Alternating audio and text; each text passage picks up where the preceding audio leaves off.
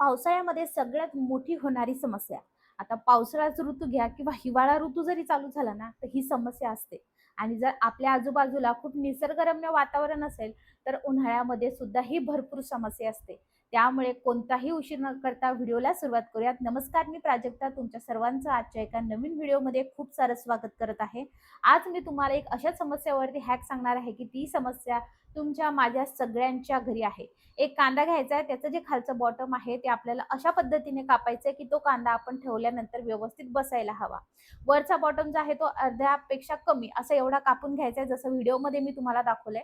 आणि तुमच्याकडे potato pillar असेल बघा, तर पोटॅटो पिलरच्या मदतीने हा जो काही कांद्याकडचा मधला भाग आहे, कांद्याचा आजूबाजूच्या ज्या 2 लेयर दिसतात त्या सोडून अगदी फक्त मधला भाग, तेही एकदम कटाक्षाने आपल्याला त्या मधला भाग काढून घ्यायचा आहे. हा भाग फेकून द्यायचा नाही, कारण तो उद्याच्या व्हिडिओमध्ये मी सांगणार आहे की या कांद्याचं करायचं काय, तेही खूप जबरदस्त पद्धतीने.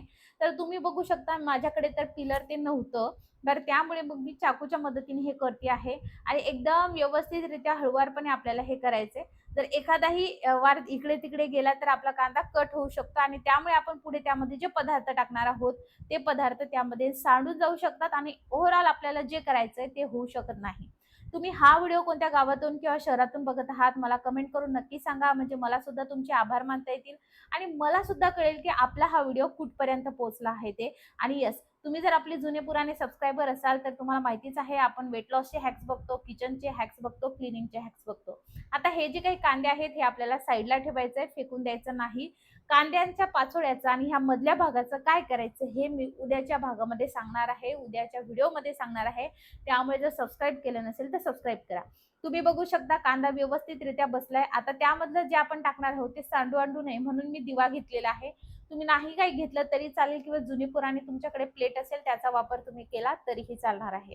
त्यानंतर आपल्याला यामध्ये टाकायचंय तेल. तेल जे तुम्ही किचनमध्ये वापरतात ते तेलाचा वापर करू शकता, आणि जर मोहरीचं तेल असेल तर एकदम बेस्ट आहे. इकडे मी मोहरीचंच तेल टाकले. त्यानंतर आपल्याला कापूस घ्यायचा आहे. आता माझ्या हाताला काय झालंय माहितीये का, हा जो काही कांदा आहे त्याच्या बाहेर एक काळ्या कलरची बुरशी असते बघा, ती बुरशी माझ्या हाताला लागली होती, त्यामुळे ही जी वात आहे पूर्ण काळसर झाली. तर आपल्याला वात बनवून घ्यायची आहे. तुमच्याकडे जर वात ऑलरेडी बनलेली असेल तर सरळ तुम्ही ती वातचा वापर करू शकता. नसेल बनलेली तर या पद्धतीने तुम्ही ही अशी पद्धतीची वात आपल्याला बनवायची आहे.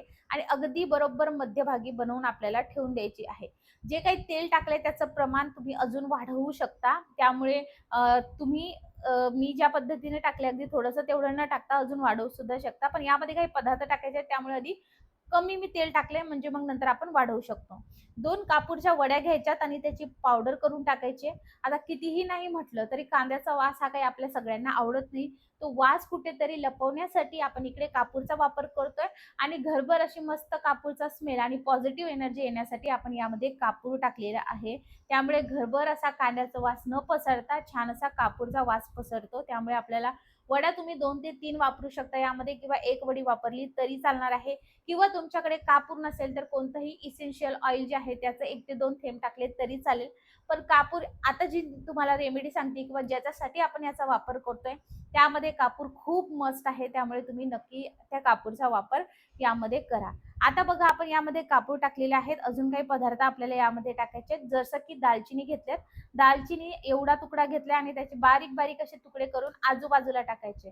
त्यामुळे आपण जी काही वात बनवली ती मध्यभागी करून घेतली आहे, जेणेकरून आपण यामध्ये जे पदार्थ टाकणार आहोत ते सगळे पदार्थ आपण आजूबाजूला टाकू शकू. आणि एकदा का आपण हा दिवा जळवला तर मग ते बाकीचे पदार्थ सुद्धा या दिव्यासोबत जळतील, आणि आपल्याला जो काही याचा उपयोग करायचा आहे तो उपयोग चांगल्या पद्धतीने होईल.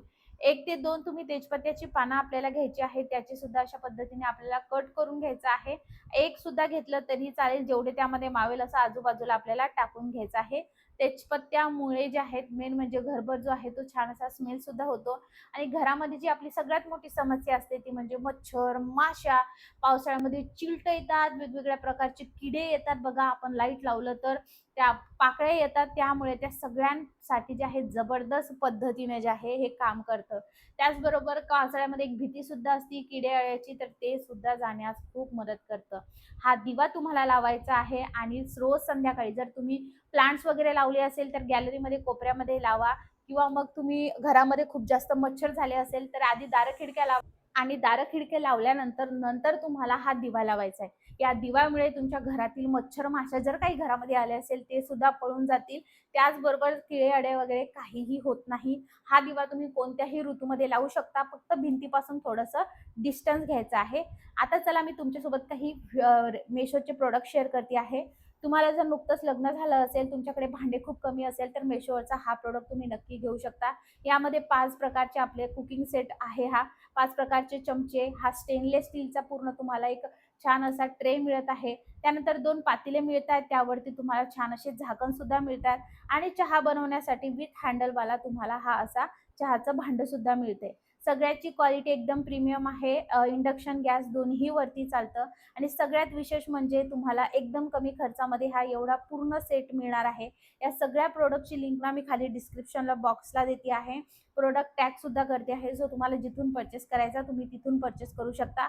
पण याच्या प्राईसच्या मानानं याची क्वालिटी खरंच खूप चांगली आलेली आहे. त्यामुळे तुम्हाला घ्यायचा असेल तर तुम्ही डोळे बंद करून हा जो काही कुकिंग सेट आहे हा बिनधास्तपणे घेऊ शकता. एकदा घेतलं की वेगवेगळे घ्यायची गरज नाही. आपल्या फ्रीजमध्ये ना आपण शेवटच्या कंपार्टमेंटमध्ये तशाच भाज्या ठेवतो. पण आता हे बघा स्टेनलेस स्टीलचे 6 कंटेनर आहे बघा हे. यामध्ये भाज्याच नाही तर कडधान्य, डाळी किंवा तुम्ही फ्रीजमध्ये न वापरता घरामध्ये सुद्धा बाहेर याच्या डाळी, तांदूळ वगैरे ठेवण्यासाठी याचा वापर करू शकता.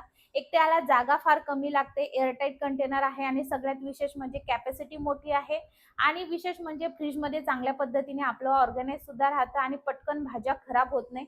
तुम्ही बघू शकता एक रकाना पूर्ण याला दिला तर आपल्या भाज्या ताज्या तव्यानं लागतात. एकदाच हप्ताभराचा भाजीपाला घेतला की टेन्शन नाही पुन्हा घ्यायचं आणि शिवाय फार कमी किमतीमध्ये आहे. त्यामुळे मी तुम्हाला असेच प्रोडक्ट शेअर करते आहे की ज्याने तुम्हाला खरंच खूप जास्त फायदा होईल. त्यामुळे तुम्ही बिनधास्तपणे जे आहे हे प्रोडक्ट नक्की घेऊ शकता. चला आता तिसरा प्रोडक्ट शेअर करते. आपण कॅटली किंवा अशा पद्धतीने छोट्या ह्याच्यामध्ये तेल काढून ठेवतो, पण हे ना खालून गळायला लागतं. पण आता हे बघा खालचं जे काही तुम्हाला दिसतंय हे पूर्ण ग्लासचं आहे आणि यामध्ये जो ब्रश दिसतोय पोळीला, पराठ्याला लावण्यासाठी हे ब्रश आहे. आता बघा यामध्ये जे आहे आपल्याला ब्रश काढून त्या ब्रशमध्ये पण एक्स्ट्रा तेल जे आहे ते खाली पडत असतं. तर असं यामध्ये काही होणार नाही. याची क्वालिटी एकदम प्रीमियम आहे. या पद्धतीने ब्रश तुम्ही खाली वर करू शकता. त्यामुळे मला हे खूप जबरदस्त वाटलं. आपला हात विशेष म्हणजे भरत नाही. कारण पराठे पोळ्या करत असताना पीठ लागलेलं असतं आपल्या हाताला, पुन्हा मग तेल. तर तसं याने काही होत नाही. मला खूप छान वाटलं. क्वालिटी सुद्धा प्रीमियम आहे आणि प्राईसच्या मानाने याची क्वालिटी खूप छान दिसली आहे.